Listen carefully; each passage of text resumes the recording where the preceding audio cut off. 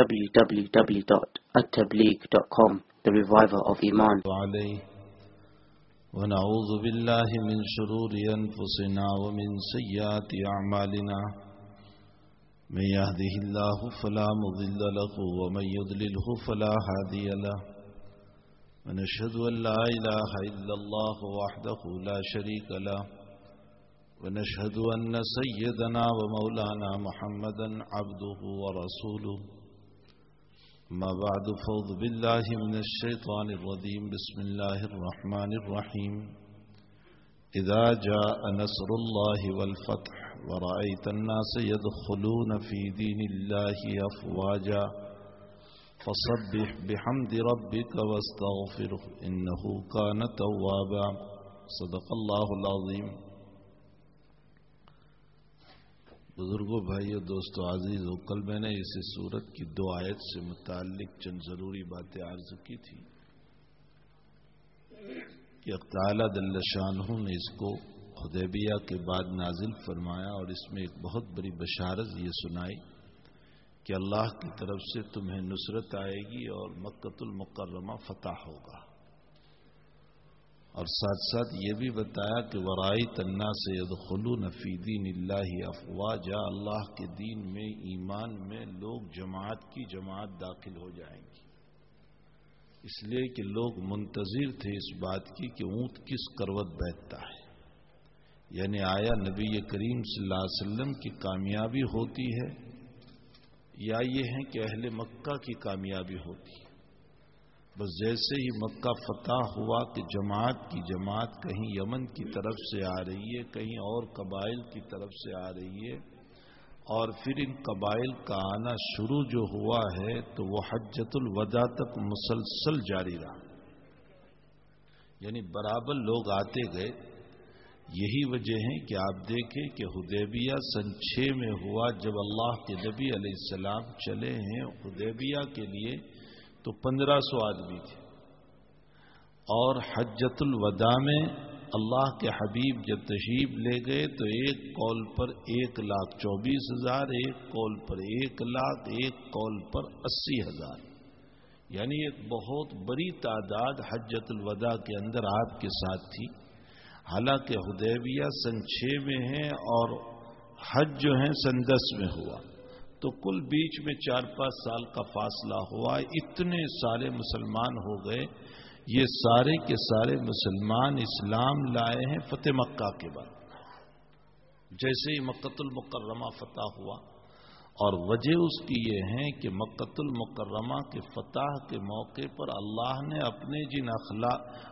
کے نبی نے اپنے جن اخلاق کے کریمہ کو پیش فرمایا. جو اخلاق آپ نے پیش فرمائے یہ ان لوگوں کے دل میں ایمان کا ذریعہ ہو گیا. اخلاق کی 3 قسمیں علماء نے لکھی، ایک خلق حسن ہے، ایک خلق کریم ہے، اور ایک خلق عظیم ہے. 3. خلق حسن کا معنی یہ ہوتا ہے کہ تمہارے ساتھ جس نے جتنا معاملہ کیا آپ اس کے ساتھ اتنا معاملہ کر لیں. اگر اس نے آپ کو 1 تھپڑ مارا آپ بھی 1 تھپڑ مار لیجئے اس کو. اگر اس نے آپ کو کچھ ذرا سا برا بھلا کہا آپ بھی کہہ دیجئے اس کو. شریعت نے اس کی اجازت دی. قرآن کریم میں حق تعالی نے اس کو یوں بیان فرمایا، جزاء سیئۃ سیئۃ بمثلھا، جس نے تمہارے ساتھ جتنا برا معاملہ کیا آپ اس کے ساتھ اتنا برا معاملہ کر لیجئے. یہ خلق حسن ہے. اور اس کے بعد دوسرا درجہ ہے خلق کریم. خلق کریم کا معنی ہوتا ہے کہ کسی نے تمہارے ساتھ برائی کا معاملہ کیا تم اس کے ساتھ اچھائی کا معاملہ کرو، حسن سلوک کا معاملہ کرو، معافی کا معاملہ کر لو، درگزر کا معاملہ کر دو، چھوڑ دو اسے. اس کو خلق کریم کہا جاتا ہے. قرآن کریم میں حق تعالی جل شانہ نے اور اللہ کے حبیب پاک صلی اللہ تعالی علیہ وسلم نے جگہ جگہ پر اس کے نمونے پیش فرمائے کہ جس نے آپ کے ساتھ برا معاملہ کیا آپ نے ان کے ساتھ اچھا معاملہ کیا. اور قرآن کی اسی آیت میں اگر آپ آگے چلو تو خلق کریم کو بیان کیا، فمن عفا واصلح فاجرہ علی اللہ. اگر تم نے معاف کر دیا اور صلح کر لی اس آدمی سے تو اس کا اجر اللہ کے ذمے ہے۔ شریعت کا آپ نقطہ سمجھے کہ ہر جگہ پر سنت کا ثواب کم ہے اور واجب کا زیادہ ہے۔ سنت کا ثواب کم ہوتا ہے، واجب کا زیادہ ہوتا ہے، لیکن سلام ایک ایسا مسئلہ ہے کہ جس میں سنت کا ثواب زیادہ ہے، واجب کا کم ہے۔ سلام کرنا سنت ہے اور جواب دینا واجب ہے، لیکن یہاں سلام کرنے کا جت ثواب ہے وہ جواب دینے پر نہیں ہے اتنا۔ سلام کرنا سنت ہے اور اس کا ثواب زیادہ ہے، اور جواب دینا واجب ہے، اس کا ثواب اس کے برابر نہیں ہے۔ وجہ اس کی یہ ہے، حضرت الامام نووی رحمۃ اللہ علیہ نے اس کی وجہ یہ لکھی کہ اصل میں انسان جب آگے چل کر سلام کرتا ہے تو اپنا نفس ٹوٹتا ہے، ایک تواضع کی شان پیدا ہوتی ہے۔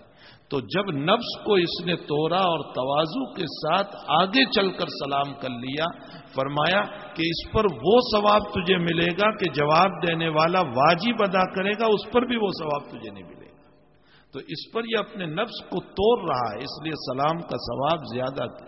حضرت معالیہ صاحب رحمۃ اللہ علیہ فرمایا کرتے تھے کہ بھائی ہماری دعوت و تبلیغ سے انسان میں انسانیت پیدا کرنا مقصود ہے، اور انسان میں انسانیت کے پیدا کرنے کی پہلی سیڑھی یہ ہے کہ تواضع آ جائے۔ حضرت معالیہ صاحب رحمۃ اللہ علیہ کے ملفوظات میں ہے کہ ہماری دعوت و تبلیغ کا مقصود انسان میں انسانیت پیدا کرنا ہے، اور انسانیت کی پہلی سیڑھی یہ ہے کہ اس میں تواضع آ جائے۔ تو بہرحال سلام کرنے میں تواضع پیدا ہوتی ہے، انسان آگے چڑھ کر کے سلام کرتا ہے، جبکہ نفس اندر سے کہہ رہا ہے میرا کوئی قصور نہیں، میں کیوں سلام کروں۔ دوسرا مسئلہ یہ ہے کہ انسان یہ سوچتا ہے میں بڑا ہوں، یہ چھوٹا ہے، میں کیوں سلام کروں اس کو۔ لیکن اسی لیے آقا صلی اللہ علیہ وسلم نے فرمایا چلتا ہوا بیٹھنے والے کو سلام کرے، چونکہ بیٹھنے والا جھکا ہوا ہے، چلنے والے میں تکبر ہو سکتا ہے بیٹھنے والے کے مقابلے۔ فرمایا چلنے والا بیٹھنے والے کو سلام کرے، اور بڑی مجلس چھوٹی مجلس کو سلام کرے۔ یہ آپ نے اسی لیے فرمایا تاکہ ہمارا نفس ٹوٹے۔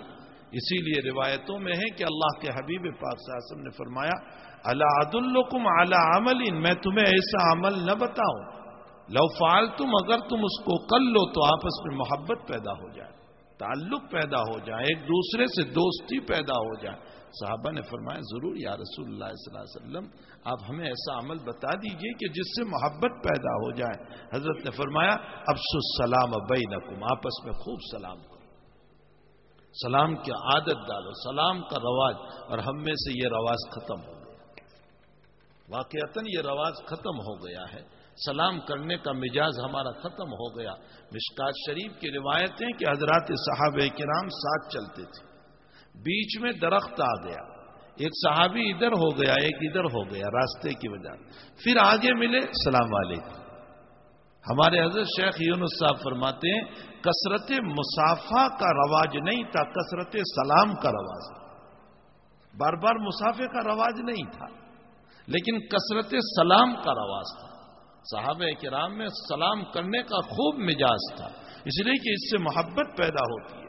مسند احمد کی روایت ہے، نبی کریم صلی اللہ علیہ وسلم نے فرمایا جب آپ سے پوچھا گیا ما حج المبرور، حج مبرور کس کو کہتے ہیں، تو اللہ کے حبیب پاک صلی اللہ علیہ وسلم نے فرمایا اطعام الطعام و افشاء السلام۔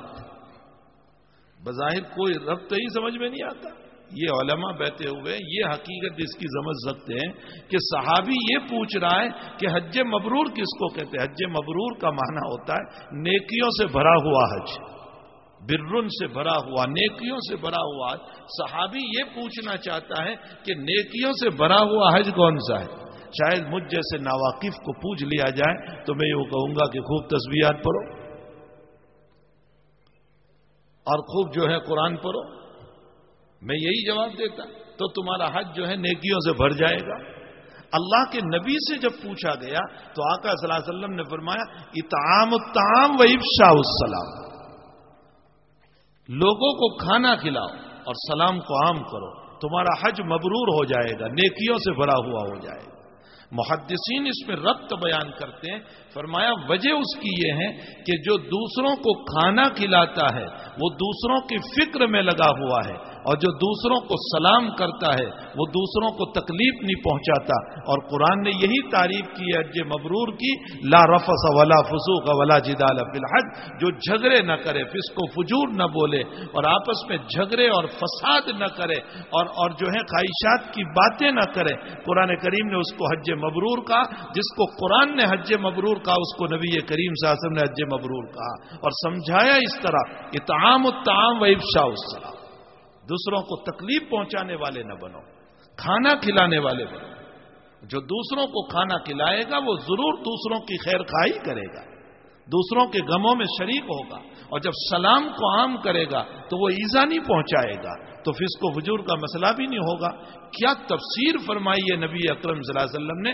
ایک میری اور آپ کی تفسیر ہے اور ایک لا رفث ولا فسوق کی حضور کی تفسیر ہے. کس انداز سے آپ نے لا رفث ولا فسوق ولا جدال فی الحج کی تفسیر فرمائی. حضور پاک صلی اللہ علیہ وسلم کی باتیں تو اللہ کے نبی ہی کی باتیں. ہمارے حضرت اکثر فرماتے, خصوصاً مجھے ڈانٹتے ہوئے کہا تجھے بیماری لگی ہے تقریر کی, تو مجھے کہنے لگے جب بھی تم تقریر کرو قرآن حدیث سے نہ ہٹو. فرمایا نبی کی بات دلوں پہ چوٹ کر جاتی ہے, قرآن کی بات دلوں پہ چوٹ کر جاتی ہے, لگ جاتی ہے دلوں پر, اس لیے کہ قرآن اور حدیث سراسر مخلصانہ انداز میں گفتگو کرتا ہے. شاید میری بات میں ریا ہو سکتا ہے, دنیا والے کسی کی بات میں ریاکاری ہو سکتی ہے. قرآن اور حدیث سراسر اخلاص سے بھرا ہوا ہے, اس میں کوئی شبہ ہی نہیں ہو سکتا. اور جو اخلاص والا کلام نکلتا ہے وہ دلوں پر چبھ جاتا ہے, جو اثر کر جاتا ہے. تو بہرحال میرے بھائیوں, ایک ہے خلق کریم. فرمایا خلق کریم کا مطلب تم معاف کر دو, درگزر کر دو. فمن عفا و اصلح جزاء سیئۃ سیئۃ بمثلھا, خلق حسن. فمن عفا و اصلح فاجرہ علی اللہ, خلق کریم ہے. اور نبی علیہ السلام نے اس کو کر کے بتایا. اور اس سے بھی اونچا ہے خلق عظیم. اللہ نصیب فرما دے. ہمیں بولنا آسان ہے, بولنا بہت آسان ہے, لیکن اس مقام تک پہنچنا مشکل ہے. خلق عظیم کا معنی ہوتا ہے جس نے تمہارے ساتھ برائی کا معاملہ کیا, بدلہ لینا تو درکنار, معاف کرو اور معاف کر کے اوپر سے احسان بھی کر دو اس کے اوپر. اس کو خلق کریم کہا جاتا ہے. حضور پاک صلی اللہ علیہ وسلم کی صفت یہی بیان فرمائی, انک لعلی خلق عظیم, آپ خلق عظیم پر ہیں. حکیم الامت حضرت اقدس تھانوی نور اللہ مرقدہ فرماتے ہیں کہ آیت پر غور کرو, اللہ حرف اعلی لایا اور اعلی بلندی پر دلالت کرتا ہے. فرمایا نبی علیہ الصلوۃ والسلام خلق عظیم کے اوپر بیٹھے ہوئے ہیں, گویا خلق عظیم کا لبادہ آپ نے پہن رکھا ہے. ساری زندگی کبھی ایسا نہیں ہوا کہ آپ نے اپنے دشمن کے ساتھ اس نے سلوک کے ساتھ کچھ دیا نہ ہو. اس کو کہا جاتا ہے انک لعلی خلق عظیم. معاف بھی کرو اوپر سے احسان بھی کرو. حسن بصری رحمۃ اللہ علیہ کے باب میں لکھا ہے کہ جب کوئی حضرت کی غیبت کیا کرتا تھا تو حضرت اس کے وہاں کھجور کا تحفہ بھیجتے تھے اور یوں کہا کرتے تھے کہ تو نے جو مجھ کو دیا وہ تو میں نہیں دے سکتا ہوں, تو نے غیبت کر کے اپنا ثواب مجھ کو دیا وہ تو میں تجھے نہیں دے سکتا ہوں, لیکن میں تجھے کھجور کا ہدیہ دیتا ہوں. یہ حضرت اس کے وہاں کھجور کا ہدیہ بھیجا کرتے تھے. اور اکابر کے باب میں عجیب و غریب خواجہ عثمان ہارونی رحمۃ اللہ علیہ, جو معین الدین چشتی علیہ الرحمہ کے پیر و مرشد ہے, اور معین الدین چشتی علیہ الرحمہ نے 19 سال ان کی خدمت کی, اور کھانا معین الدین چشتی پکاتے تھے خواجہ عثمان ہارونی رحمۃ اللہ علیہ کا. اور 19 سال کے اندر ایک مرتبہ بھی اپنے شیخ کی اجازت کے بغیر لقمہ تو درکنار ایک دانہ بھی نہیں چکھا, ایک دانہ نہیں چکھا. یہ خود ہمارے حضرت سے ہم نے یہ واقعہ سنا درس بخاری میں, ایک دانہ نہیں چکھا.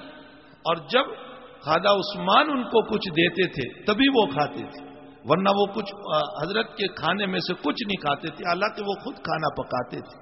19 سال تک خدمت کی, اور ایسی زبردست خواجہ عثمان ہارونی رحمت اللہ علیہ کی خدمت کی کہ ایک مرتبہ تہجد کے موقع پر قریب میں بلا کر سینے سے لگایا اور فرمایا قلب مجلہ ہو چکا ہے اور میں تجھ میں نور مصطفی کو دیکھ رہا ہوں, اب تو امت کی اصلاح کرے. سینے سے لگا کر فرمایا اب میں تجھ میں نور مصطفی کو دیکھ رہا ہوں, اب تو امت کی اصلاح کرے گا. یہ خواجہ عثمان ہارونی رحمت اللہ علیہ کسی جگہ جا رہے تھے اور اوپر سے کسی نے غلطی سے، نہیں معلوم تھا کہ نیچے کوئی گزر رہا ہے، اور اوپر سے چولہے کی راکھ ڈال دی. تو مریدوں کو غصہ آ گیا. ویسے بھی بہت مشہور ہے، چائے سے زیادہ پیالیاں گرم ہوتی ہے. شیخ گرم نہیں ہوتے، مرید اتنے گرم ہوتے ہیں، خدام اتنے گرم ہوتے ہیں. شیخ تو سب سے ملنا چاہتے ہیں لیکن مرید ہی ملنے نہیں دیتا کہ نہیں آرام میں ہے، آرام میں ہے. حالانکہ وہ کوئی آرام میں نہیں، وہ تو بیچارہ جو جاوے اس کو مل لیا کرتا ہے. تو بہرحال مریدوں نے کہا کہ حضرت اس نے توہین کی، کون ہے ہم اوپر جائیں اس کی خبر لیں. فرمایا کوئی خبر لینے کی ضرورت نہیں، میری خبر لینے کی ضرورت ہے، اس لیے کہ اس نے تو راکھ ڈالی ہے، ورنہ عثمان اس قابل ہے کہ اس پر آگ برسائی جائے. اکابر کی زندگی کچھ اور ہے. تو میرے بھائیوں، خلق عظیم کا معنی ہوتا ہے کہ ہم معاف بھی کریں، احسان بھی کریں اس کو خلق عظیم کہا گیا. یہ 3 اخلاق قرآن کریم میں بیان کیے گئے. جزاء سیئۃ سیئۃ بمثلھا خلق حسن ہے، فمن عفا واصلح فاجرہ علی اللہ خلق کریم ہے، اور انک لعلی خلق عظیم یہ خلق عظیم ہے. ہم اوپر عظیم تک نہیں پہنچ سکتے، خلق کریم تو کر سکتے ہیں، معاف تو کر سکتے ہیں. اتنا تو ہمارے اندر ہے. چلو ہم اس کو کچھ دے نہیں سکتے لیکن اتنا تو کر سکتے ہیں کہ معاف کریں.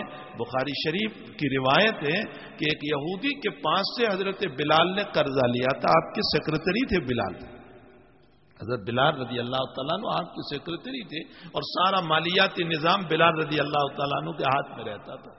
تو قرضہ لیا تھا اور وہ قرضے کا وقت قریب آ گیا ادا کرنے کا، اور اس یہودی نے 3 دن پہلے برا بھلا کہنا شروع کر دیا اور یہ کہا کہ بلال اگر وقت پر قرضہ نہیں ادا کیا تو دوبارہ غلامی میں آ جاؤ گے، تم غلام بن جاؤ گے. اور نبی علیہ السلام کو بھی جو چاہے کہا، برا بھلا کہا، اس لیے کہ وہ لوگ محمد کی جگہ پر مزمم بولتے تھے.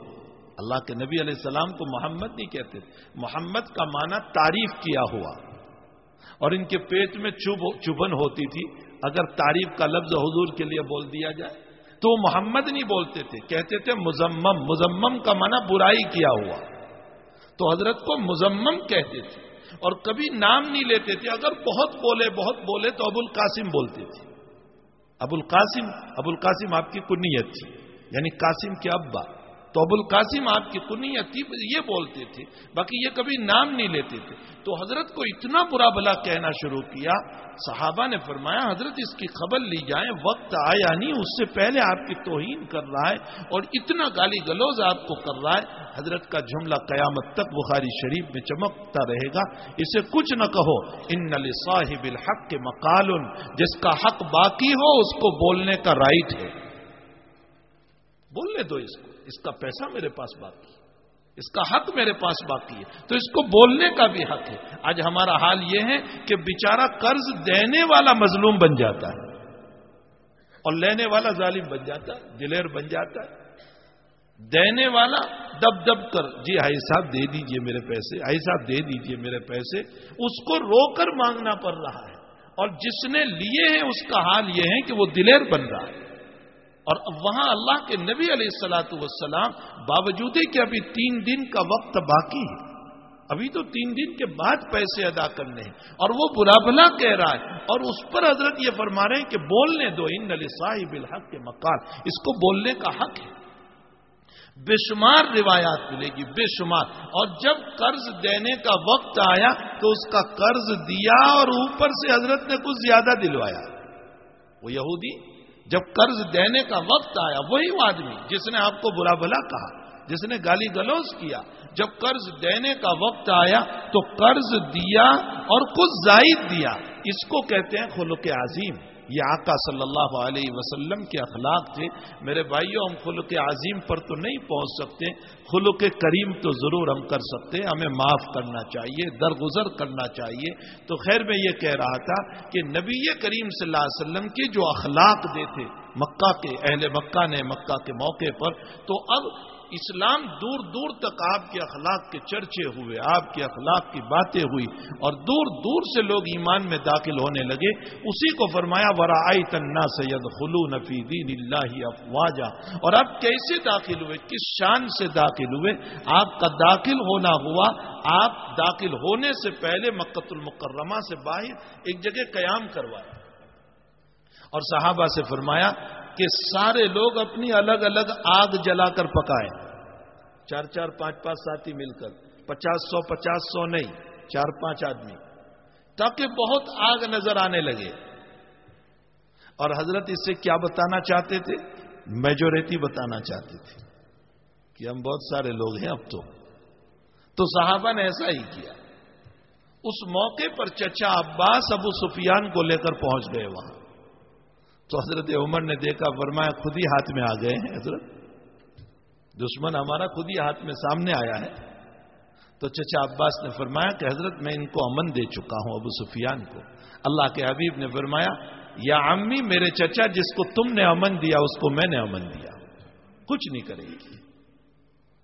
اور پھر فرمایا کہ اچھا کل کو جب ہمارا گزر ہوگا تو ہم اس راستے سے آئیں گے مکے میں، جہاں راستہ تنگ ہو وہاں آپ ابو سفیان کو لے کر کھڑے رہنا.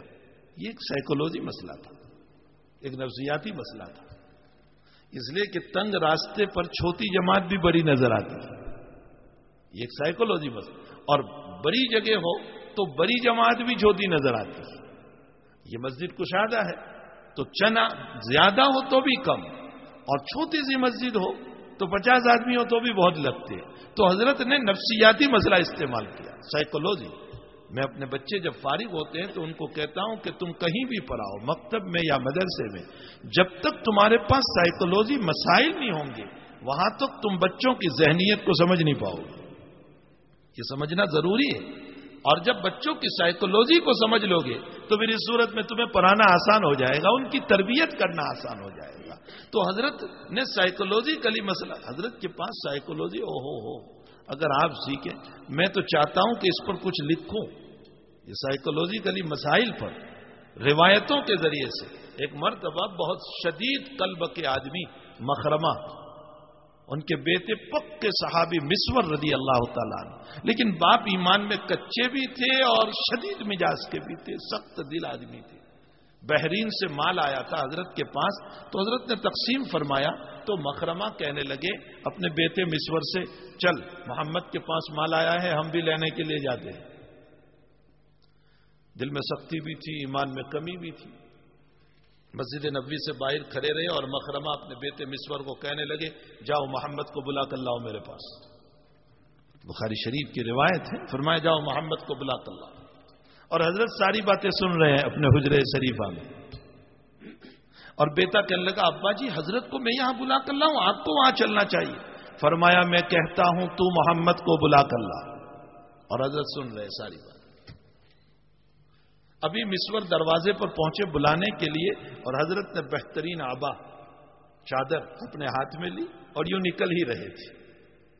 اور جیسے ہی مسور نے دستک دی حضرت نکلے.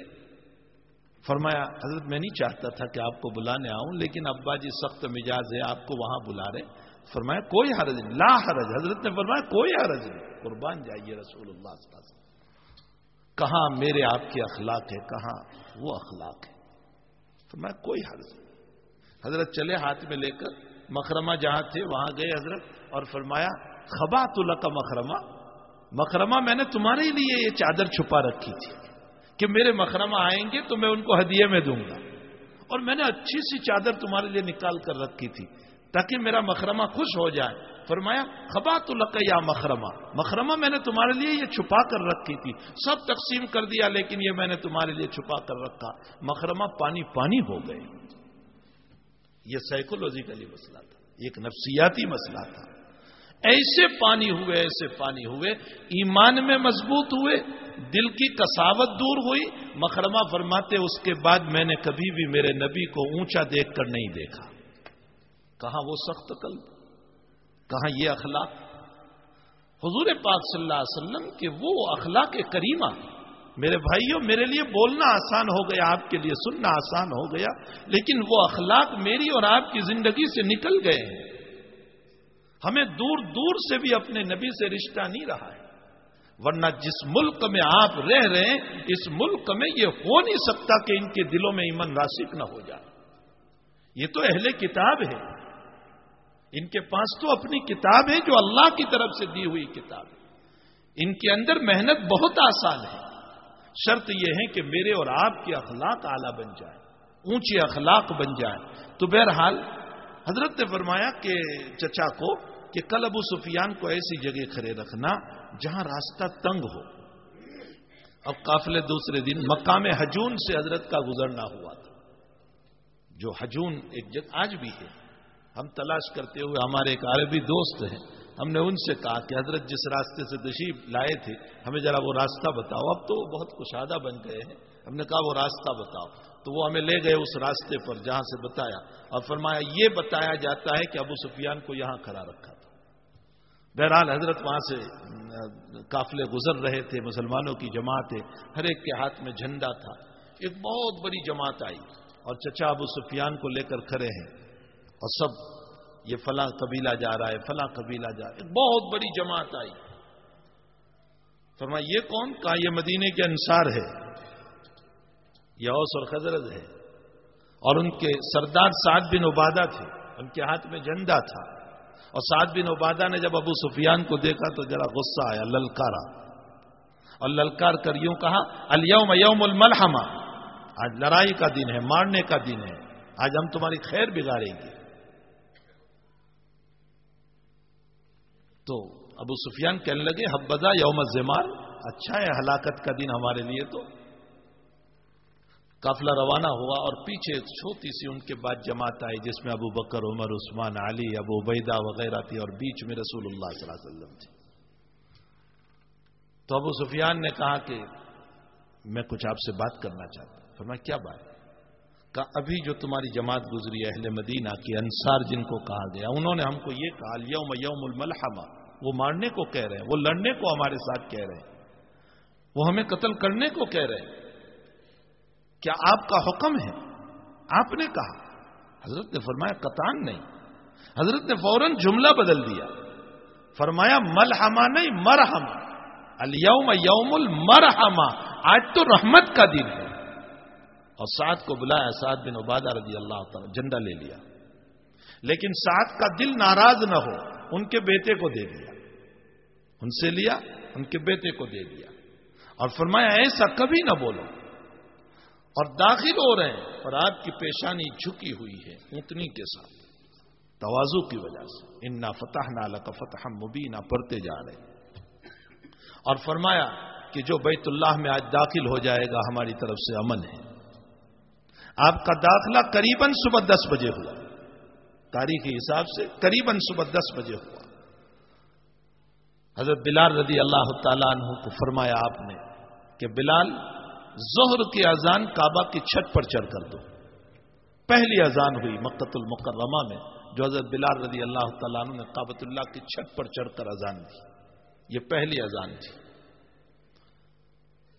تو حضرت نے فرمایا جو کعبۃ اللہ بیت اللہ میں داخل ہو جائے اسے امن، جو اپنے مکان کا دروازہ بند کر دے اپنے گھروں میں بیٹھ جائے اسے بھی امن۔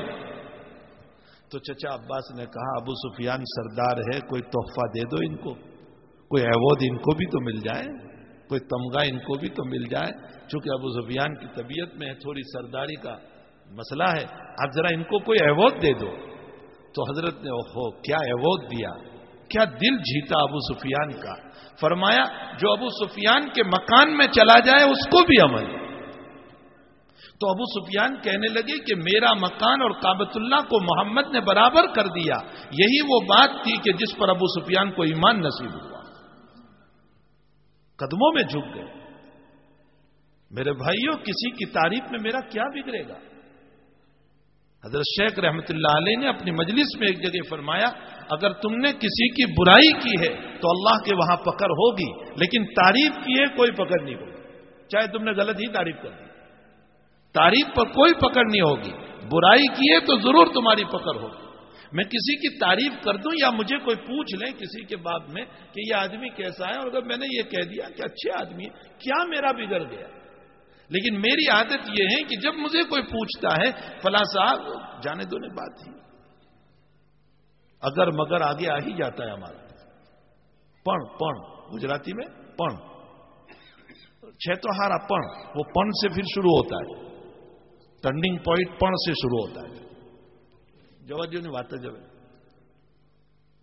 تو کسی کی تعریف میں میرا کیا بگڑ گیا اگر میں نے 2 کلمے ان کے متعلق کہہ دیے تو کیا اچھے آدمی ہیں، لیکن میں نے برائی کی تو اللہ کے وہاں جواب دینا ہوگا، اور امت اس وقت برائیوں کی مجلس میں زیادہ مبتلا ہے، اچھائیوں کے مقابلے میں اللہ تعالیٰ قرآن کریم میں فرماتے لا خیر فی کثیر من نجواہم، تمہاری پرائیویٹ میٹنگوں میں کوئی خیر نہیں ہے، تمہاری جو میٹنگیں ہوتی ہیں مجلسیں ہوتی ہیں اس میں کوئی خیر نہیں، مگر ہاں 3 مجلسیں خیر کی ہے، الا من امر بصدقۃ، جس میں صدقہ، زکوٰۃ، للہ، عطیہ، غریبوں کا تعاون، لوگوں سے متعلق اچھی باتیں، اس میں یقیناً خیر ہے، الا من امر بصدقۃ او معروف، یا جو اچھے کام کی تمہاری میٹنگ ہے، خیرخواہی کی تمہاری میٹنگ ہے، بھلائیوں کی تمہاری مجلسیں ہیں، امر بالمعروف کی میٹنگ ہے، نہی عن المنکر کی میٹنگ ہے، اب اصلاح بین الناس، یا 2 آدمیوں کے درمیان صلح کی جو میٹنگ ہے،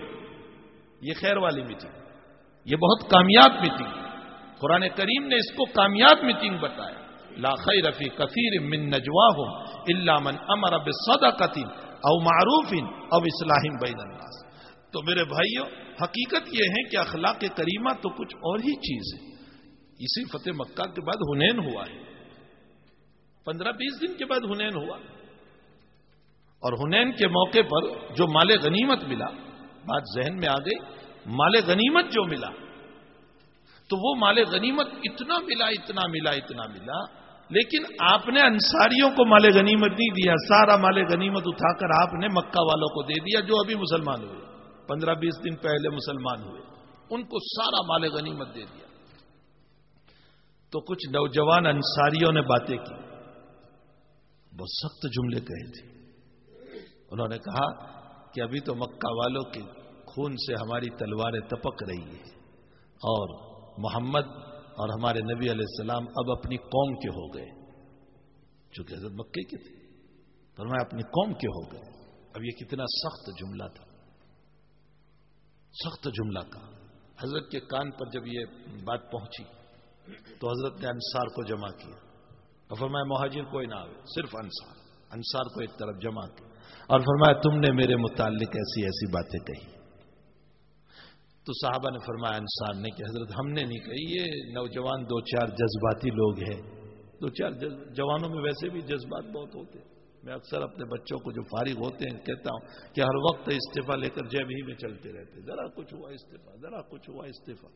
میں نے کہا استعفاؤں سے کام نہیں چلے گا، وہ تو کچھ جمنا بھی پڑے گا، اور جمو گے تو پھر حالات کا مقابلہ ہوگا اور پھر کچھ کام کر پاؤ گے۔ 2 مہینے میں جگہ بدلنے سے کام نہیں ہوگا، وہ تو جمنا پڑتا ہے۔ تو ویسے بھی جوان جذباتی بہت ہوتا ہے۔ تو فرمایا حضرت ہم نے نہیں کہا، یہ 2-4 جوانوں نے کہہ دیا ہے۔ تو حضرت نے فرمایا اور کہو میرے متعلق، یوں بھی کہو، میں خود کہتا ہوں، یوں بھی کہو کہ محمد مکے میں تیرا کوئی تعاون کرنے والا نہیں تھا، ہم نے تعاون کیا، کہو۔ یوں بھی کہو کہ ہم نے تم کو مدینے بلا کر کے تمہارا سپورٹ کیا، کہو مجھے۔ اب سارے انصار رو رہے ہیں، زارو قطار رو رہے ہیں، حضرت معافی مانگتے ہیں، معافی مانگتے ہیں، حضرت معاف فرما دیجیے۔ لیکن حضرت کا مزاج یہ نہیں تھا کہ رلا کر چھوڑ دیں، یہ نہیں تھا۔ ہاں، میرے نبی کا مزاج دلوں کو جیتنے کا تھا، دلوں کو جیتنے کا تھا۔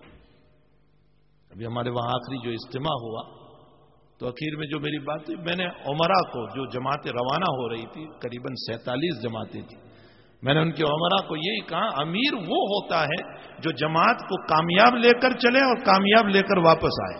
ساتھی کا ٹوٹ جانا امیر کی ناکامی کی دلیل ہے۔ ساتھی ٹوٹتے جب ہیں جبکہ امیر کو لے کر چلنے کی عادت ہے۔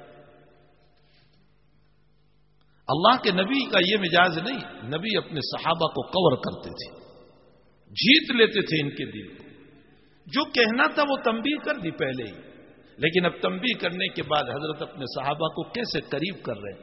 حضرت نے فرمایا میرے انصار تم اس مال کے اوپر میرے متعلق یہ سوچنے لگے.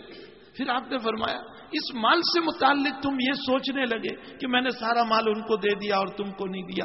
وہ ابھی ابھی مسلمان ہوئے ہیں, میں ان کو ایمان میں جمانا چاہتا ہوں, اس لیے دیا ہے میں نے ان کو ایمان میں مضبوط بنانا چاہتا ہوں, اس لیے میں نے دیا. اور پھر اگلے جملے میں فرمایا ارے مکہ والے مال لے کر جائیں گے, تم تو اپنے نبی کو لے کر جاؤ گے. ایسا جملہ فرمایا کہ انصار کا جی خوش ہو گیا, تم تو اپنے نبی کو لے کر جاؤ گے. اور پھر فرمایا لولا الہجرت لکنت من الانصار, فرمایا مجھ پر ہجرت کا لیبل نہ ہوتا تو میں بھی اپنے آپ کو انصاری کہتا. کیسے جی, کیسے سب کو کور کر رہے ہیں, کیسے جی کو لے رہے ہیں اپنی طرف. اور پھر آگے فرمایا کہ میرے انصار الناس اندثار والانصار شعار, فرمایا سارے لوگ میرے اوپر کا کپڑا ہے اور میرے انصار تو میرے دل کا کپڑا ہے, میرے دل سے لگے ہوئے ہیں. اسی لیے فرمایا کہ انصار سے محبت رکھنا ایمان کا حصہ ہے. حب الانصار من الایمان, انصار سے محبت رکھنا ایمان کا شعبہ ہے. حضرات انصار میں سے اسی موقع پر پھر حضرت نے فرمایا کہ تم میرے مرنے کے بعد دیکھو گے کہ تم پر ظلم ہوگا, تمہارے حقوق نہیں ادا کیے جائیں گے, میرے انصار تم کیا کرو گے. تو بعض انصار نے فرمایا حضرت ہم مقابلے کے لیے کھڑے ہو جائیں گے. فرمایا مقابلہ نہ کرنا, برداشت کر لینا, اپنے حق کو چھوڑ دینا, یہاں تک کہ حوض کوثر پر میں تمہیں ملوں گا اور تمہارا ہاتھ پکڑ کے میں تمہیں جنت پہ لے جاؤں گا. مقابلہ نہ کرنا. کیا انصار کے دلوں کو جیت لیا آپ نے. یہ تو صحیح ترین صحیحین کی روایت جو میں ترجمہ کر رہا ہوں, اور تاریخ کی روایت میں آگے یہ بھی آیا کہ حضرت نے یہ فرمایا کہ تم مجھے مدینے لے کر جاؤ گے, اس نبی کا مدفن بھی مدینہ بنے گا اور اس نبی کا مسکن بھی مدینہ رہے گا. میں جیوں گا بھی تم میں مروں گا بھی تم میں. میرے بھائیوں, یہ ہے نبی علیہ الصلوۃ والسلام کا مزاج امت کے ساتھ. یہ امت کے ساتھ آپ کا مزاج. آقا صلی اللہ علیہ وسلم کے باب میں بہت مشہور روایت ہے کہ حضرت حنظلہ رضی اللہ تعالیٰ عنہ نے فرمایا نافق حنظلہ, بہت مشہور روایت ہے. ابو بکر صدیق نے فرمایا کیسے منافق ہو گیا تو کہا نبی کی مجلس میں جو کیفیت ہوتی ہے وہ گھر پہ جانے کے بعد کیفیت نہیں رہتی, اور ہوتا ہے. ابھی ایک کیفیت ہماری اور ہے, جب نبی کی باتیں سن رہے گھر پہ جانے کے بعد بیوی میں بچوں میں مشغول ہو جاتے ہیں تو کچھ تھوڑی سی کیفیت بدلتی ہے. تو اسی کو حضرت حنظلہ نے نفاق سے تعبیر فرمایا. تو صدیق نے کہا اگر یہی کیفیت ہے تو میری بھی ہے, پھر تو میں بھی منافق. تو دونوں چلے حضور کے پاس اور اپنی کیفیت کو رکھا, اپنے پورے مسئلے کو رکھا.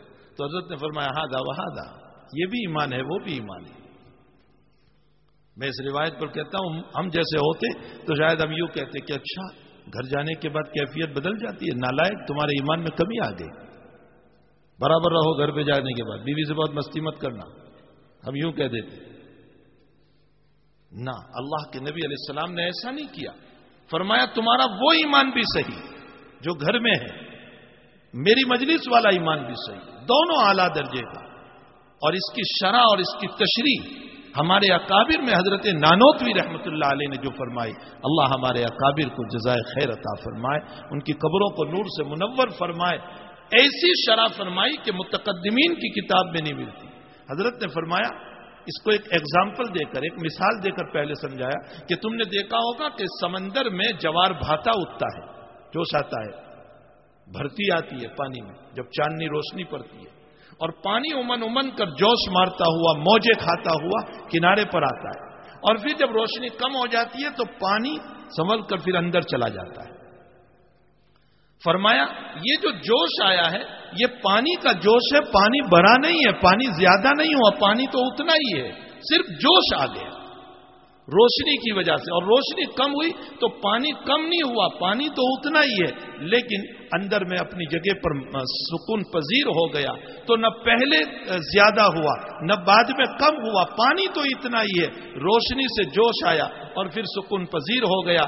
جب یہ مثال دی اور سمجھا دیا تو پھر حضرت نانوتوی فرماتے ہیں کہ اللہ کے نبی یوں بتانا چاہتے ہیں کہ ایمان وہ بھی کامل جو اپنے گھر میں ہے، ایمان یہ بھی کامل جو میری مجلس میں ہے، لیکن میری روشنی پڑتی ہے تو یہاں جوش آ جاتا ہے، اور گھر پہ ہوتے ہیں تو ساکن پذیر ہو جاتا ہے۔ ایمان دونوں اپنی جگہ برابر ہے، دونوں اپنی جگہ سے۔ کیسے اپنے صحابہ کے دل کو جیت لیا، ورنہ وہ تو ٹوٹ چکے تھے، انہوں نے تو اپنے آپ کو منافق کہہ دیا، کس درجے پر اپنے آپ کو سمجھ لیا، اور حضور پاک صلی اللہ علیہ وسلم نے کیسے ان کو سنبھال لیا۔ تو میرے بھائیو، اللہ کے حبیب پاک صلی اللہ علیہ وسلم کے اخلاق کریمہ کچھ وہ تھے کہ اگر امت اس کو اپنا لے تو کامیاب ترین یہ امت ہو جائے گی۔ ہم میں جو سب سے بڑی کمی ہے وہ اخلاق ہی کی۔ میں اکثر اپنے بیانوں میں نقل کیا ہے، میں آپ کو بھی سناؤں کہ ہمیشہ ہم سفر جب لمبا کرنا ہوتا ہے تو اس راستے کو تلاش کرتے ہیں جو شارٹ کٹ بھی ہو اور ٹریفک بھی کم ہو۔ شارٹ کٹ بھی ہو، ٹریفک بھی کم ہو تو جلدی پہنچیں گے۔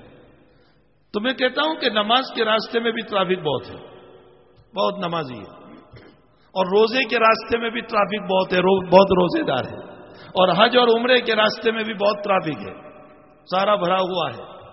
لیکن اخلاق حسنہ والا راستے پر ٹریفک کم ہے، اس پر چلنے والے کم ہیں۔ اس راستے پر چلو، اگر اس راستے پر ہم چلیں گے بہت جلد اللہ ولایت نصیب فرما دے گا، بہت جلد۔ علامہ ابو الحسن اللالکائی رحمۃ اللہ علیہ نے روایت نقل فرمائی، ما یوضع فی المیزان اثقل من خلق حسن، قیامت کے دن تیری ترازو جو ہیں وہ اچھے اخلاق سے وزنی ہوگی، اچھے اخلاق کے ذریعے سے اللہ تیری ترازو کو وزنی کر دے گا۔ بہت بڑی چیز ہے میرے بھائیوں، اس کو سن کر کے ضائع نہیں کرنا چاہیے، زندگی میں اپنانا چاہیے۔ معافی کا مسئلہ ہو معاف کرو، درگزر کرو، بڑا دل رکھو۔ تو آپ کے اخلاق جب دیکھے کہ آپ نے اعلان کر دیا سب معاف، سب معاف، انتم الطلقاء، سب کو معافی ہے، اور آپ پھر کعبۃ اللہ میں داخل ہوئے، صاف کیا، اور پھر 2 رکعت نماز آپ نے پڑھی۔ اب 2 رکعت نماز پڑھنے کے بعد نکل رہے تھے اور دروازے کی چوکھٹ پر کعبۃ اللہ پر یوں کھڑے ہوئے، اور کھڑے ہیں اور سامنے یہی لوگ کھڑے ہیں، ابو سفیان ہے، سہیل بن عمرو ہے، یہ بڑے بڑے مکہ کے چودھری کھڑے ہیں، یہی وہ سہیل بن عمرو جس نے سن 6 کے اندر صلح حدیبیہ کے موقع پر یوں کہا تھا کہ بسم اللہ الرحمن الرحیم نہ لکھو، ہم ان کو نہیں مانتے ہیں۔ اور یہی وہ سہیل بن عمرو ہے جس نے جب اندر صلح نامے میں لکھا گیا میں محمد رسول اللہ، تو اس نے کہا تھا رسول اللہ نکالو، اگر رسول اللہ مانتے تو جھگڑا کہاں تھا ہمارا، محمد ابن عبداللہ لکھو۔ یہی وہ سہیل ابن جو سامنے کھڑا ہے، اور حضرت چوکھٹ پر ہے کعبۃ اللہ کی، اور چابی ہاتھ میں ہے حضرت کی۔ حضرت پوچھ رہے ہیں بتاؤ میں تمہارے ساتھ کیا معاملہ کروں گا؟ تو ان کی زبان سے جملہ نکلا، انت الکریم وابن الکریم، تمہارا باپ بھی کریم تھا، تم بھی کریم ہو، تم سے یہی امید ہے کہ ہمارے ساتھ کرم کا معاملہ کریں گے۔ حضرت نے فرمایا پورے مکہ والوں کو میں نے معاف کر دیا۔ کوئی معمولی بات نہیں ہے، بولنا آسان ہے، ان لوگوں کو آپ معاف کر رہے ہیں جنہوں نے آپ کو آگ پہ سلایا ہے، ریتوں پر سلایا ہے، مارا ہے، حرم میں نماز نہیں پڑھنے دی ہے، وطن سے بے وطن کیا ہے، ان کو آپ معاف کر رہے ہیں، کوئی معمولی بات نہیں ہے۔ ہمارے تو ایسے دشمن بھی نہیں، ہمارے تو ایسے دشمن بھی نہیں۔ جب فرعون کی دعوت و تبلیغ کے لیے موسیٰ علیہ السلام چلے تو قرآن میں ہے اللہ نے فرمایا قولا لینا، نرم بات کرنا، بہت آستین چرا کر دعوت مت دینا، اس کو تیور بدل کر۔ تو زمخشری فرماتے ہیں کہ سوال یہ ہوتا ہے کہ آخر اللہ تعالیٰ نے نرم بات کرنے کو کیوں کہا؟ کیوں نرم بات کرنا ہے؟ وہ تو خدائیت کا دعوے دار ہے، الوہیت کا دعوے دار ہے، ربوبیت کا دعوے دار ہے، انا ربکم الاعلی کہہ رہا ہے، اور کہتے ہیں نرم بات کرنا۔ فرمایا حکمت اس میں یہ ہے کہ اللہ یہ بتانا چاہتے ہیں موسیٰ تم جس فرعون کو دعوت دینے جا رہے ہو تم نے اس کے گھر کا نمک کھایا ہے، تم وہی بڑے ہوئے، بچپن میں تم وہی بڑے ہوئے، اسی کے گھر کا تم نے نمک کھایا ہے، اس کے گھر کے تم نے کپڑے پہنے، وہ تمہارا محسن ہے، کافر صحیح لیکن وہ محسن ہے، اور محسن کو آنکھ بتانا یہ نبی کا کام نہیں ہو سکتا ہے، محسن کو آنکھ بتانا نبی کا کام نہیں ہے۔ یہی وجہ ہے کہ ابو لہب کے باپ ابو لہب نے جب حضرت کو یوں فرمایا تبا لک یا محمد لہذا جمعتنا، محمد تم نے تیرے ہاتھ ٹوٹ جائیں، تو نے ہمارے بتوں سے علیحدگی کے لیے ہم کو یہاں بلایا، جب پہلی مرتبہ آپ نے دعوت دی تو اللہ نے تبت یدا ابی لہب کی صورت اتاری اور بددعا اتاری، قیامت تک یہ پڑھی جائے گی. ہر حافظ جب اس کو یاد کرتا ہے تو پڑھتا ہے ابو لہب کے ہاتھ ٹوٹے، ابو لہب کے ہاتھ ٹوٹے. سوال یہ ہوتا ہے کہ اس نے بددعا نبی علیہ السلام کو دی ہے تو یہاں کل آنا چاہیے تھا. کل تبت یدا ابی لہب، پیغمبر آپ بھی بددعا دے دو کہ تیرے ہاتھ ٹوٹ جائیں. کل آنا چاہیے تھا. قل اعوذ برب الناس میں کل ہے، قل اعوذ برب الفلق میں کل ہے، قل هو اللہ میں کل ہے. تبت یدا سے پہلے بھی کل آ جاتا. کل پیغمبر آپ کہہ دیجئے کہ تیرے ہاتھ ٹوٹ جائیں. کل کیوں نہیں آیا؟ فرمایا اس لیے کہ پیغمبر صلی اللہ علیہ وسلم جب تم پیدا ہوئے تھے تمہارے والد نہیں تھے، یہ تمہارے چچا ابو لہب نے تمہاری پیدائش پر خوشیاں منائی تھی، سویبہ نامی باندی کو آزاد کیا تھا، تم پر احسان کیا ہے، یہ تمہارا محسن ہے. اگر تم بددعا دو گے تو کوئی یوں کہے گا نبی بددعا دے رہا ہے اپنے محسن کو، اس لیے تو بھی اس سے ہٹ جا، میں ڈائریکٹ بددعا اتارتا ہوں. تبت یدا ابی لہب. اس سے معلوم ہوتا ہے محسن کے احسان فراموشی کبھی نہ کرو. یہاں تو کفار کے ساتھ محسن کے احسان فراموشی کو منع کیا گیا. میرا اور آپ کا حال یہ ہے، ہم تو اپنوں کی احسان فراموشی کرتے ہیں. باپ کی احسان فراموشی، ماں کی احسان فراموشی، بڑے بھائی کی احسان فراموشی، بڑی بہن کی احسان فراموشی. جس کے ہم پر احسان ہے ہمیں حق نہیں پہنچتا کہ ہم احسان فراموشی کریں. اللہ کرے کہ یہ امت قرآنی حقائق اور احادیث کے حقائق کو سمجھیں اور ان باتوں کو اپنی زندگیوں میں اتاریں. تو حقیقت یہ ہے کہ فرمایا فرعون کے وہاں آستین نہ چرانا، نرمی سے بات کرنا، قول اللینا، تیرا محسن ہے. حضور پاک صلی اللہ علیہ وسلم کو بھی اسی بات کی تعلیم دی گئی. آپ کی یہ اخلاق کریمہ، آپ نے کیا فرمایا؟ کریم ہو اور کریم کے بیٹے ہو. آپ نے فرمایا سب کو معاف کر دیا آپ. اب جب آپ کے اخلاق دیکھے تو ورائیت الناس یدخلون فی دین اللہ افواجا، تو اب کیا ہوا؟ اسلام پھیل گیا. اور جب مکے میں اسلام پہنچا تو مکہ ام القری ہے، ساری دنیا کی ماں ہے، اور ماں میں اسلام پہنچا تو اب دنیا میں پہنچ جائے گا. اے محمد صلی اللہ علیہ وسلم تمہارا مشن پورا ہو گیا، تمہارا کام پورا ہو گیا. مکے میں ایمان آ گیا، اب دنیا میں ایمان چلے گا. تو جب مشن پورا ہو گیا تو اب تمہیں آخرت کی تیاری کرنا ہے. نبی کو کہا گیا اب تم آخرت کی تیاری کرو. کیا تیاری کرنا ہے؟ فرمایا فسبح بحمد ربک واستغفرہ، تسبیح پڑھو، تحمید کرو، استغفار کرو. وہ اللہ بہت توبہ کو قبول کرنے والا ہے. نبی جیسا نبی، وہ معصوم ہے، مغفور ہے، اس کا کوئی گناہ نہیں، نہ صغائر نہ کبائر. وہ کبائر سے بھی پاک، وہ صغائر سے بھی پاک. لیکن اس کو کہا جا رہا ہے مرنے کی تیاری کرو، مرنے کا توشہ تیار کرو. تسبیحات، تحمیدات، استغفار. جس کا کوئی گناہ نہیں اس کو استغفار کرنے کو کہا گیا. بعض مفسرین نے تو یوں لکھا کہ آپ کو کہہ کر امت کو بتانا مقصود ہے کہ جو معصوم ہے اس کو جب استغفار کا حکم دیا گیا، او گنہگار امت تمہیں تو بطریق اولا استغفار کرنا چاہیے. اور بعض مفسرین نے لکھا ہے کہ نبی علیہ الصلوۃ والسلام کو استغفار کا جو حکم دیا گیا وہ وجہ یہ ہے کہ میرے محبوب تم نے 23 سال جو دعوت و تبلیغ کی، بہت اعلیٰ کام کیا، بہت اونچا اور بہت جفاکشی کی اور بہت محنت کی آپ نے، لیکن یاد رکھو پھر بھی میرے مقام کے مطابق کچھ کوتاہی رہ گئی ہوگی، اس پر استغفار کیجیے. جب نبی جیسے نبی کو یہ کہا گیا کہ 23 سالہ محنت میں کچھ کوتاہی ہے، اس پر استغفار کیجئے. میں ساری زندگی دعوت و تبلیغ کرتا رہوں، میری تبلیغ کبھی بھی اللہ کی شان کے مطابق ہو ہی نہیں سکتی. اسی لیے ہمارے بزرگوں نے فرمایا گشت سے واپس آؤ تو استغفار کرو کہ ہم گئے تھے، اللہ تیرے نبی کی شان کے مطابق وہ کام نہیں کر سکے. تیری چاہت کے مطابق ہمارا گشت نہیں ہوا، تیری چاہت کے مطابق ہمارا دعوت کا کام نہیں ہوا. فرمایا فسبح بحمد ربک، تسبیح پڑھو، تحمید پڑھو، استغفار کرو، انہ کان توابا. دوسرا سبق ہم کو ملا، پہلی آیت میں سبق ملا اذا جاء نصر اللہ، سارے کاموں میں نظر اللہ پر ہو. دوسرا سبق ہمیں ملا تسبیح کی کثرت ہو، تحمید کی کثرت ہو، تسبیحات ہو، اللہ کا ذکر ہو، چلتے پھرتے اللہ کا ذکر ہو، اٹھتے بیٹھتے اللہ کا ذکر ہو، جاب پہ جا رہے ہیں اللہ کا ذکر ہو، درود شریف کی کثرت ہو. جہاں موقع مل جائے ہمارا بھائی ہاتھ کام کر رہے ہیں، ہماری زبان تو اپنے کام میں لگ سکتی ہے، اور یہی کثرت جب ہو جائے گی تو انشاءاللہ دل اندر ہی اندر پڑنے لگ جائے گا. دل اندر ہی اندر پھر اللہ اللہ کرنے لگ جائے گا، پھر اس کو عادت پڑ جائے گی اللہ کو یاد کرنے کی۔ فسبح بحمد، ہمارے حضرت کو گزشتہ سال کسی نے میرے مکان پر جب تشریف لائے تو کسی نے کتاب پیش کی، حضرت کو کتاب دی ہدیے میں، تو حضرت نے مزاحاً فرمایا سارے لوگ کتاب ہی دیتے رہو گے یا پیسے بھی دیں گے کچھ؟ پھر حضرت نے فرمایا بھائی ہم نے کتابیں بہت پڑھ لی، اب دنیا سے جانے کا وقت ہے، اب ہم اللہ کو پڑھتے ہیں۔ آخری عمر اللہ کو پڑھنے کی، جو بڑی عمر کے لوگ بیٹھے ہوئے یہ جملہ خوب سنیں۔ 2 سال پہلے حضرت مولانا شیر علی صاحب ہمارے جلسے میں خرور تشریف لائے، تو اس موقع پر مولانا شیر علی صاحب کی داڑھی سفید، تو حضرت شیخ نے ان سے فرمایا مولانا آپ بھی ضعیف ہو گئے، میں بھی ضعیف ہو گیا، میری داڑھی بھی سفید، آپ کی بھی سفید، نلکیاں آنے لگی، کتابیں بہت پڑھ لی، اب اللہ کو پڑھنا شروع کر دو، قبر میں اللہ پوچھے گا میرے نبی کی کتنی اطاعت کر کے آئے ہو، میرے محبوب کی کتنی اطاعت کر کے آئے ہو۔ فرمایا یہ سوال وہاں ہونے والا ہے۔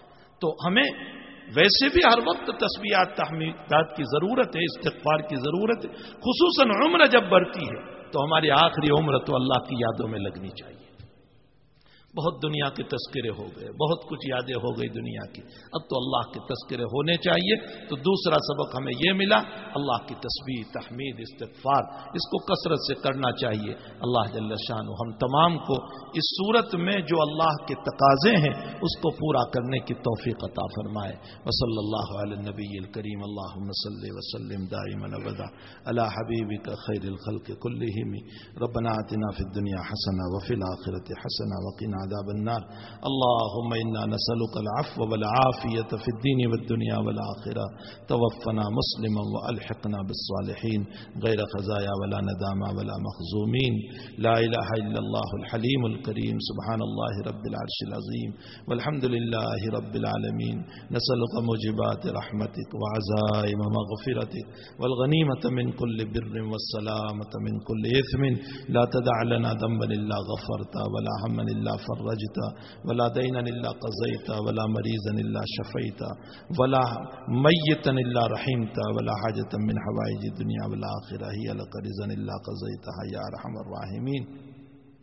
اللہ ہم سب کے گناہوں کو معاف فرما، اے اللہ جو کچھ ٹوٹی پھوٹی عبادت ہو رہی ہے قبول فرما، نمازوں کو قبول فرما، روزوں کو قبول فرما، تلاوت کو قبول فرما، اے اللہ روزوں کی طاقت بھی تو نے ہی عطا فرمائی ہے، نماز کی قوت بھی تو نے ہی عطا فرمائی ہے، توفیق بھی تو نے ہی عطا فرمائی ہے، مالک جب تو نے توفیق دی ہے تو قبول بھی فرما لے، اے اللہ قبول بھی فرما لے، گناہوں سے ہمیں درگزر فرما دے، سیئات سے ہمیں معافی نصیب فرما دے، اے اللہ یہ ہاتھ توبہ کے لیے بہت مرتبہ اٹھتے ہیں، استقامت نصیب نہیں ہوتی، توبہ پہ استقامت نصیب فرما، توبہ پہ استقامت نصیب فرما، توبہ پہ استقامت نصیب فرما، الہ العالمین۔ جب ہم تجھ سے معافی کی بھیک مانگتے ہیں تو یوں کہتا ہوگا تم تو گندے ہو، تم نالائق ہو، تم نماز کے چور ہو، تم میرے شریعت کے باغی ہو۔ یقیناً اللہ ساری باتیں ہم میں موجود ہیں، سب کچھ ہم میں موجود ہے، ہمیں اعتراف ہے اللہ، ہمیں اعتراف ہے، ہمیں اعتراف ہے، ہم اقراری مجرم ہیں مالک، لیکن کہاں سے لائیں ابو بکر عمر عثمان علی کو؟ وہ تو سب قبر میں چلے گئے، جیسے یہ ہم ہی ہے، جیسے ہی ہم ہی۔ تیرا کلمہ تو پڑھ رہے ہیں، تیرے حبیب کا نام تو لے رہے ہیں، تجھے تیرے حبیب کا واسطہ ہے تو ہماری مغفرت فرما دے، تجھے تیرے کلمے کا واسطہ ہے تو ہماری مغفرت فرما دے، تجھے تیرے 99 ناموں کا واسطہ ہے تو ہماری مغفرت فرما دے۔ تو رحمان ہے، تو رحیم ہے، تو کریم ہے، اے اللہ تو وہ ذات ہے کہ تو نے 99 کے قاتل کو بھی بہانہ بنا کر معاف کر دیا تھا، تیری رحمت تو عام ہے، اے اللہ تو خود ہی کہہ رہا ہے کہ رمضان میں جب کوئی میرا بندہ مجھ سے بہانے کے طور پر آ جاتا ہے میں اس کو بھی اپنی رحمت پہ ڈھانپ لیا کرتا ہوں۔ میرے مالک ہم بہانہ بنا کر آئے ہیں، آپ رحمت کی چادر میں ہم سب کو ڈھانپ لیجئے، ہمارے گناہوں کو معاف فرما دیجئے، ہمیں صاف ستھرا بنا دیجئے، ہماری آنکھوں کو بھی نور سے بھرپور کر دیجئے، ہمارے دل و دماغ کو بھی نور سے بھر دیجئے، ہمارے بدن اور باڈی کو بھی نور سے بھر دیجئے، اے اللہ ہم کو معاف فرما، ہمارے بیوی بچوں کو معاف فرما، ہمارے والدین کو معاف فرما، ہمارے اقارب کو معاف فرما، ہمارے رشتہ داروں کو معاف فرما، ہم سے تعلق رکھنے والوں کو معاف فرما، پوری امت مسلمہ کو معاف فرما۔ اے اللہ ہمارے اساتذہ کو معاف فرما، ہمارے مشائخ کو معاف فرما۔ اے اللہ ہمارے مشائخ، ہمارے اساتذہ، ہمارے والدین اگر بقید حیات ہیں تو ان کی عمروں میں برکتیں عطا فرما، اور اگر وہ تیرے پیارے ہو چکے ہیں تو ان کی قبروں کو نور سے منور فرما۔ اے اللہ والدین پر ایسے رحم فرما جیسے انہوں نے بچپن میں ہم پر رحم کیا تھا۔ رب ارحمہما کما ربیانی صغیرا۔ اے اللہ جو اولاد اپنے ماں باپ کی اطاعت نہیں کر رہی ہے انہیں اطاعت کی توفیق عطا فرما، ان کے دلوں کو تیری محبت سے سرشار فرما دے۔ اے مقلب القلوب ان کے دلوں کو پھیر دے، اے مصرف القلوب ان کے دلوں کو اطاعت کی طرف ڈال دے، ان کے والدین کی عظمت پیدا فرما دے۔ اے اللہ بے اولادوں کو اولاد عطا فرما، بے نکاحوں کے نکاح کا انتظام فرما۔ الہ العالمین ہم سب کی ضرورتوں کو دست غیب سے پورا فرما۔ تیرے حبیب نے خیر کی لائن سے جتنا مانگا ہمیں نصیب فرما، اور تیرے حبیب پاک صلی اللہ علیہ وسلم نے شر کی لائن سے جتنی پناہیں چاہی اللہ ہم سب کو پناہ نصیب فرما۔ وصلی اللہ علی نبینا محمد وآلہ وصحبہ اجمعین برحمتک یا www.attableek.com, the reviver of